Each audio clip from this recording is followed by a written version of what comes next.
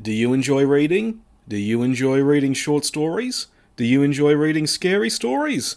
Then I have just the thing for you, Stories of the Bizarre and Terrifying Omnibus 1, a complete collection of all of my short stories so far in one handy little collection. It also comes with a handful of neat little extras, including a glossary of all the creatures and forces I've created over the years, author's notes providing insight into my creative process and inspirations, and even 2 all-new short stories that function as proof of concepts for 2 ideas I've had for much bigger works. If you're at all interested, feel free to check out the links in the description. It's available in both ebook, paperback, and for the first time ever, hardcover.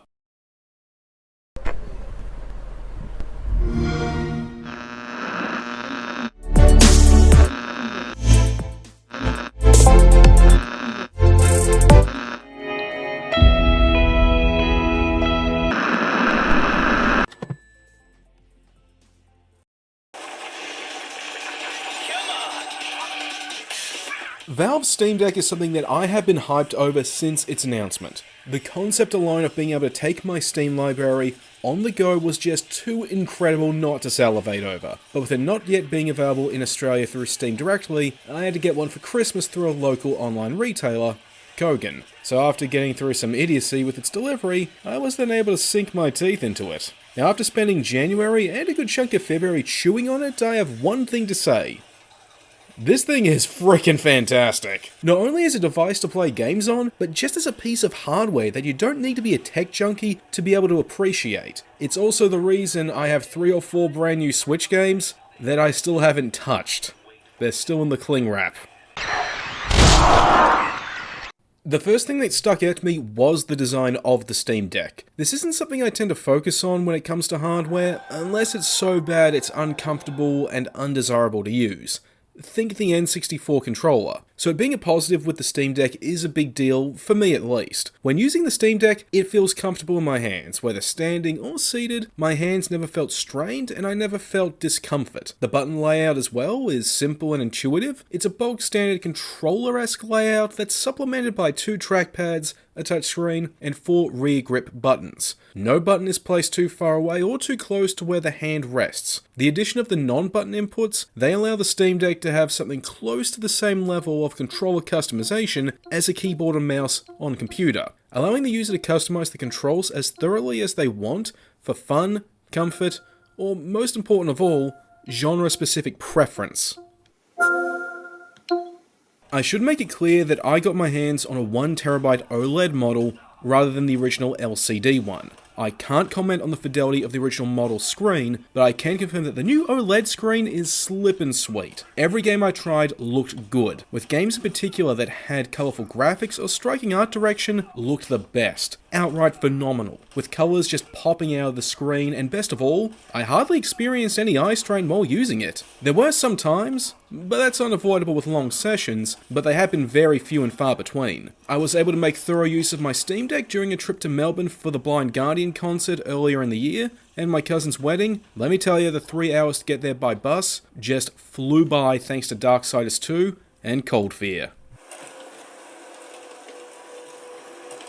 The Steam Deck's battery also holds a good deal of power. From what I've seen, a decent estimate of the OLED model's full charge would be that it can last for a full day and a half. However, that will vary depending on what you're doing. Something that's graphically intensive like the Callisto Protocol or Arkham Knight, those will drain out faster than something that's more simplistic like I Wanna Hug That Gator or Tribal Hunter. So the battery's mileage, according to the charge tracker, can vary from 2 or 2.5 hours to 24 depending on what you're playing. This is reasonable, but there is no denying it can be frustrating to know you have a full day's charge good to go, but also know there's a good chance you'll lose track of time with something like Devil May Cry 5, and then have your deck die after a 3-hour session because you were having so much fun, that you didn't notice it was draining the battery quicker than a visual novel would.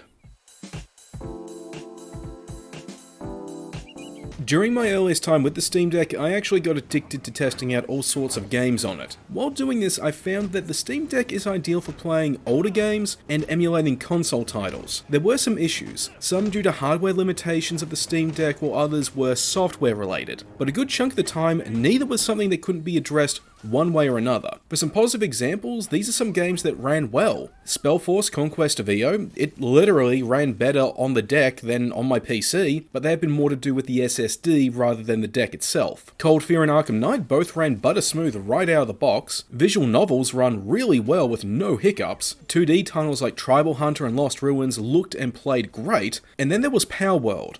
While its FPS was all over the place, it never became outright unplayable.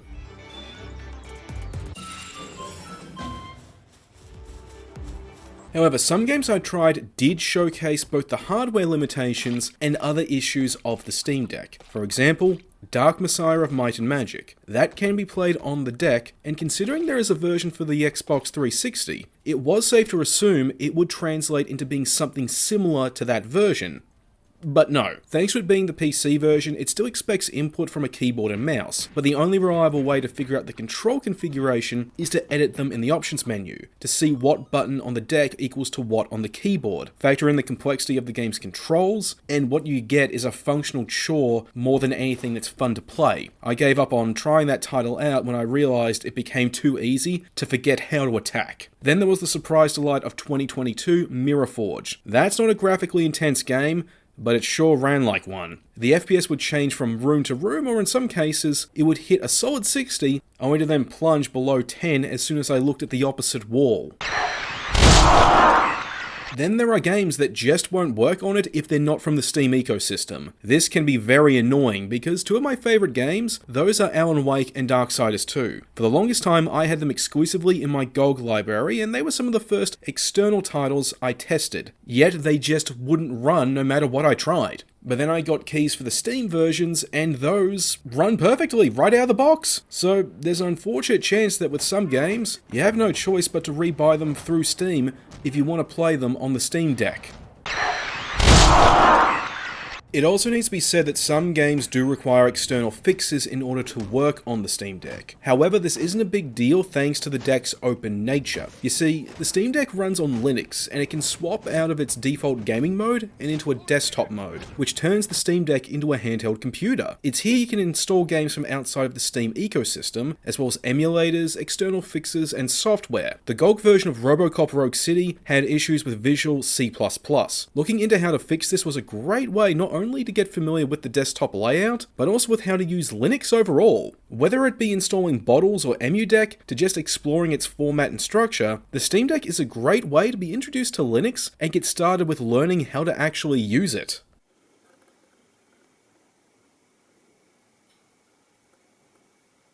You can also take advantage of desktop mode to use the deck for what it is at the core, a handheld computer. Whether it be taking notes, checking your email, or just surfing the web, as long as you've got an internet connection, the Steam Deck works for regular computer purposes. It's just that it's actually uncomfortable to use it for those things. Yeah, there's no ifs or buts about it.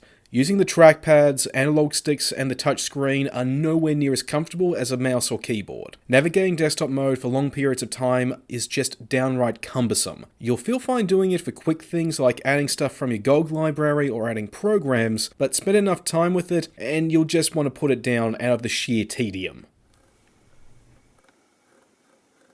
All I've really got left to say now is that there's a pair of nitpicks that I've noticed in particular. The first is that I wasn't able to run any emulators during my time with the Steam Deck. Don't get me wrong, I've got EmuDeck set up and I've got some ROMs ready to go. The issue I've run into is that no matter how many times I tried, the Steam Deck just wouldn't detect the USB I was trying to use to create the BIOS folder or add ROMs with. All things considered though, this might be something that's due to a setting or maybe it has to do with the USBs I've got on hand, but regardless, that is the reason why I haven't really touched on emulation in depth in this video, because I wasn't able to give it a go. The other is that there are some games, regardless of how hardware demanding they are, just will not run smoothly on the Steam Deck without turning down the graphical settings first. For me, this was the case with RoboCop Rogue City, which thankfully didn't require too many graphical concessions and still looked mostly good, whereas stuff like Steel Rising and the Callisto Protocol, they needed to be put in potato mode. I can understand with the Callisto Protocol, but I don't get why Steel Rising needed to look like the bastard love child of the Xbox 360 and the Atari Jaguar. If nothing else, at least they were still fun to play.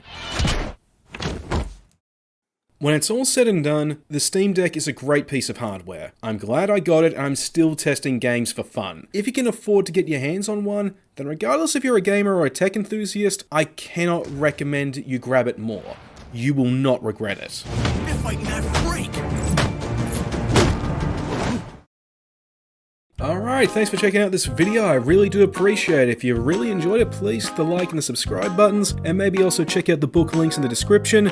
That'd help me out a lot. Anyway, coming up next, I'm planning to do a review of the all-new Alone in the Dark, and I'm also planning to take a look at Dragon's Dogma 2. I also got my hands on Outcast New Beginning. I might do a review on that as well. I haven't decided yet. And you may have noticed I've also started a new form of content on this channel in the form of audiobooks. I've already put out 3 videos so far. Each one of those is an audiobook of poems by Edgar Allan Poe. I've actually enjoyed doing those and expect a fair few more in the near future, including something I'm not ready to spoil just yet, but let's just say, if you've heard of Jim Thice, you're gonna want to keep an eye on my channel. Anyway, I've got all that and more coming up, so please stick around.